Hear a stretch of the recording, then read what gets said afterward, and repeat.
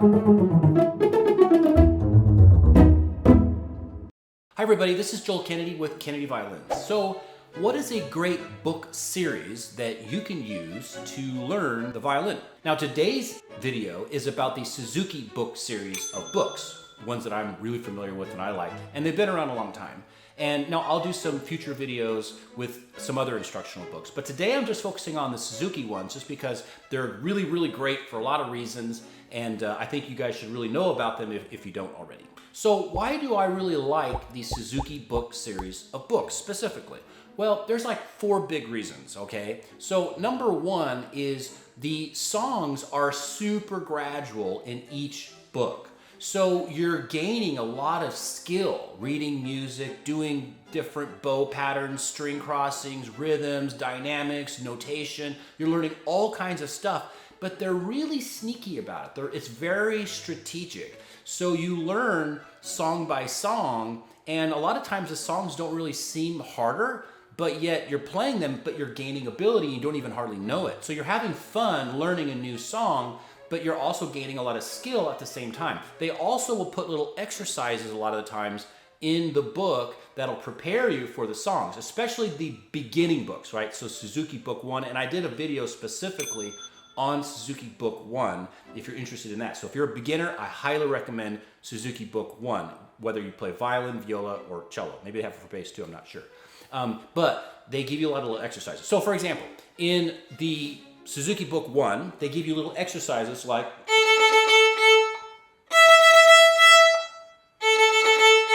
okay, pretty simple. Or okay, just a bunch of little exercises. And by the time you do these little exercises that are pretty darn easy, before long you're playing.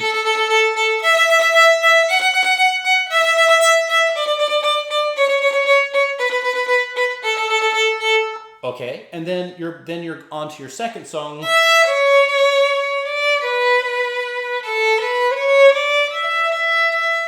And then by like the 13th song.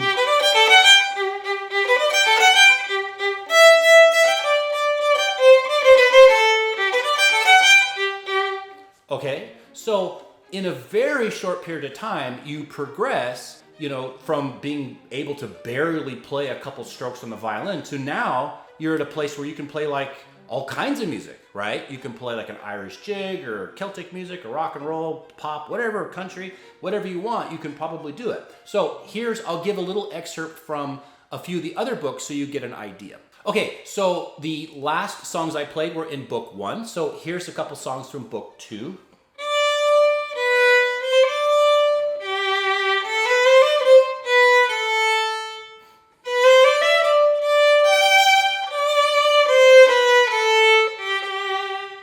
Okay, that's just a really nice song. I'm not playing the whole song, but you know. So that was Chorus from Judas Maccabeus. That was the first song in Book 2. Okay, so now let's look at the last song in Book 2. It's the 12th song.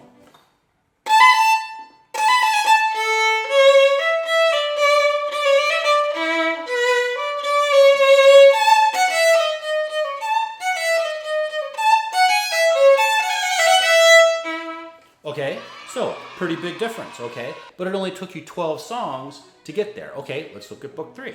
Okay, so here's Book 3. And what do we got? We got Gavotte. I didn't look at these or practice these before I did the video, but I played them so many times, you know? Okay, so this is the first song in Book 3. Oh, jeez. I probably should watch the table.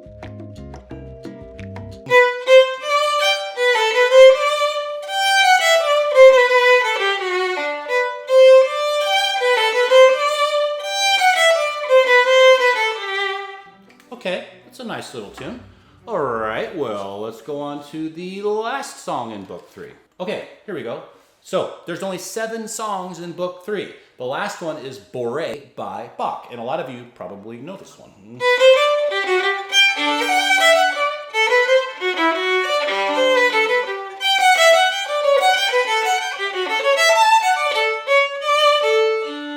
Pretty nice little song. So let's see what we got in Book 4. Okay, so now we've got 4, And let's look at the first song on this one. So this one is the Sights Concerto. I think it's the third movement. And it's got, what's really cool about this one is it's fun, and it's got a lot of little variations in it that make the piece really interesting.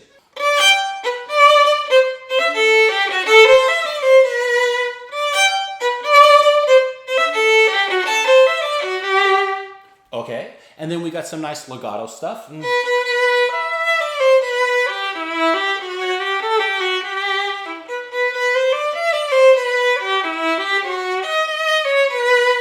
Okay, and then we got some brillante.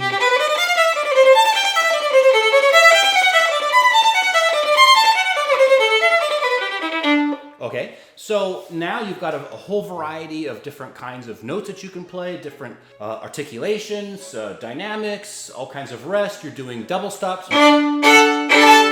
Okay, and yeah, and and you're shifting, right? So you're playing in a third position. Okay, so now let's just skip to some of the later songs here in Book 4. Oh, okay. So what's really cool about Book 4 is one of the later songs is the Concerto for Two Violins, you know, which a lot of you guys will probably recognize.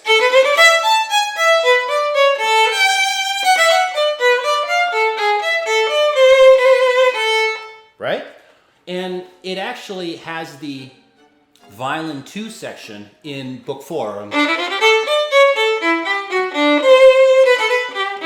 Okay, and then once you get to Book 5, they have the first violin section. Okay, pretty cool. So anyways, that's just a little bit of an overview, give you guys a little bit of a taste of the progress where you're like... And if you just stick with the books...